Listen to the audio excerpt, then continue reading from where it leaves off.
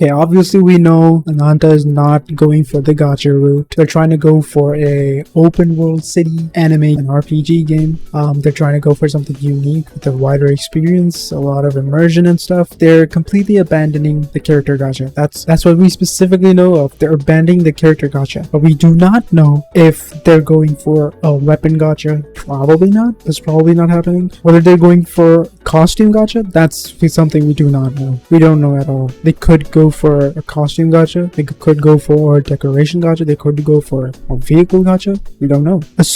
I'm assuming right now, let's assume that they're just not gonna go for gacha in any case. Nowhere. It's completely non-gacha. In that case, how does a game like Ananta survive when it's completely free to play? If I'm not wrong, they have already addressed this issue. They have said that their primary source of generating revenue would be through like cosmetic items. So probably just character skins, outfits, apartment, maybe modifications to cars and stuff. Like there's a lot of different routes you can go for when you're not solely relying on gacha. And I think that's a really good thing for the game, because there are a lot of people I've seen, they've expressed their concerns that are mainly gacha players. They're wondering that it's probably not going to generate good revenue for a game as a game as ambitious as Ananta. It probably needs a lot of fund to keep alive for a long time, especially when it's a live service game. So without a gacha, it's valid to express your concern that maybe without gacha it's not going to survive for long. But I'm inclined to think that it's wrong, because I'm just going to say this,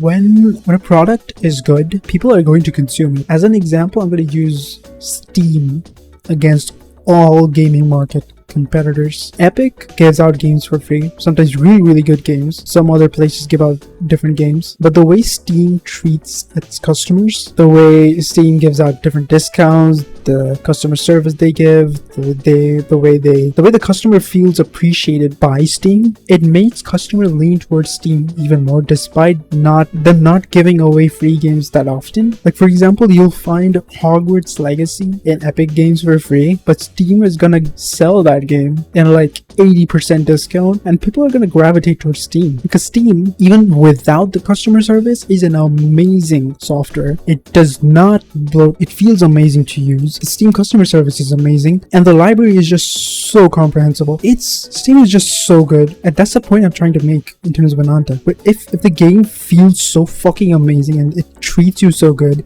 and you feel so immersed into the city, which they are planning to do, you'll probably want to share your appreciation with the game to the company however you want. But your playtime is the revenue. You buying a battle pass is the revenue. You buying skins is the revenue. Anything you do in the game is revenue for them. And the game being non-gacha makes the game an even stronger contender for being a really good quality game. The only thing that makes me wonder if maybe the game is not going to be as high quality is if they lean too heavily towards just making cosmetics and like kind of just forgetting about the quality of the game, the different updates and optimizations and stuff. Like, yeah, my game is not performing that good, there's too many bugs, but hey, look at this shiny little skin, only for $29.99, you know? That's not gonna work out well. So it all depends on how they're gonna handle things. But if you want your game to survive, not just survive and be successful, because that's what they're trying to do. They're trying to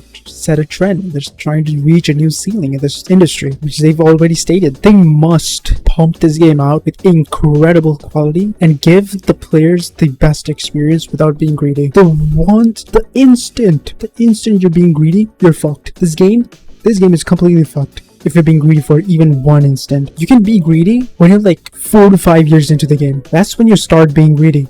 That's when you get to be greedy, because you've held your customers for 4 to 5 years. You have loyalty, so much sunk cost fallacy. People are gonna feel like, I love this game anyway. The game has been really good. I don't mind, you know? At that point, it makes sense. But if you're like 1 or 2 years into the game, you're leaning into being more greedy, like forsaking the quality of the game and just focusing on earning money and cosmetics and stuff, it's gonna fuck you over. But again, as I've said before, it's all just assumptions and speculations right now, because we do not have sufficient information other than word of mouth and interviews, which are still not enough. There's just really little information. Most of them are stuff we already know. That's really fucking frustrating. NetEase, please release something. Like, just give us any crumb, bruh. I'll even accept a beta test at this point, but which I do not approve of. I would rather you release the game. Take your time. Just give us a trailer, do a dev interview, a dev blog, or something. This radio silence is fucking killing me. God, dude, I'm so pissed. So pissed. See ya.